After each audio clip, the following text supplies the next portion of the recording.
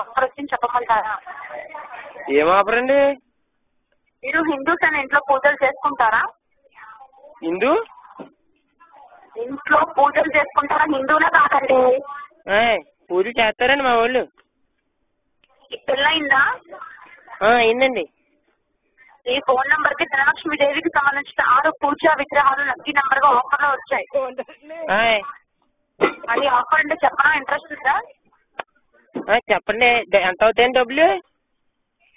ఇవి 5,000 రూపాయలు విగ్రహాలు అయితే మీకు తగ్గించి బాబా 5,000? హలో, 5,000 రూపాయలు విలువ విగ్రహాలు మేము తగ్గించిస్తున్నామండి 1,150 రూపాయలకి. ఇది అంత తగ్గించారండి వచ్చారండి బాగోబెట్టండి.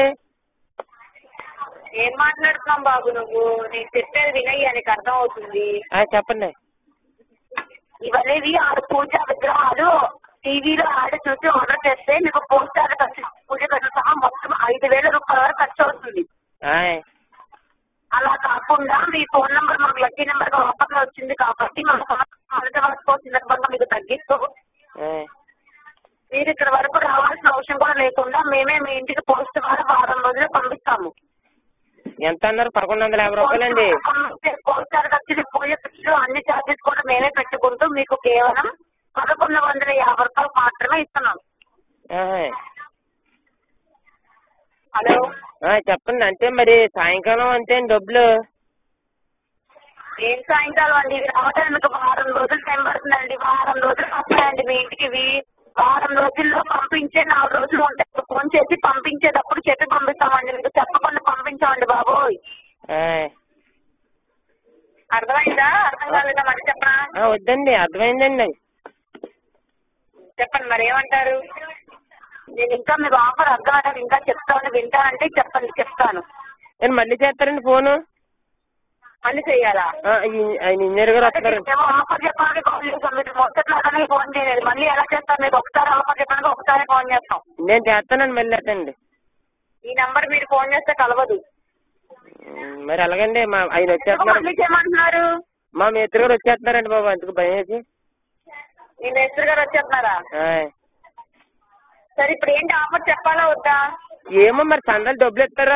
డబ్బులు ఇస్తే మరి ఉంటుందండి. డబ్బులు లేకపోతే మరి నాకు డబ్బులు ఇవ్వండి. డబ్బులు ఇప్పుడు కాదండి కట్టాల్సింది. వస్తువులు మీ ఇంటికి వచ్చాక కట్టాలి వారం రోజుల తర్వాత. అర్థమైందా? అర్థం కాలేదా? అర్థమైందండి. ధనలక్ష్మి యంత్రం అండి. డబ్బులు ఇస్తారు వారం రోజుల తర్వాత. పోస్ట్ మీద మీ ఇంటికి తీసుకొచ్చి పార్సల్ ఇస్తారు కదా 6 విగ్రహాలు. కట్టాలి.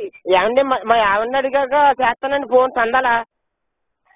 అప్పటి వరకు ఆఫర్ ఉండదండి బాబు. కావాలా క్యాన్సిల్ చేస్తాను. చిరాకు చెప్తున్నావు. మీరు మరి అలాగే అన్నీ చెప్పేస్తే మాకు ఏం చేస్తారు? 2 రోజులు ముందు చెప్తే మేము డబ్బులు చూసుకుని అన్ని ఇంటికాడ అలా కదండి. నీకు ఫోన్ చేయడానికి కుదరదు.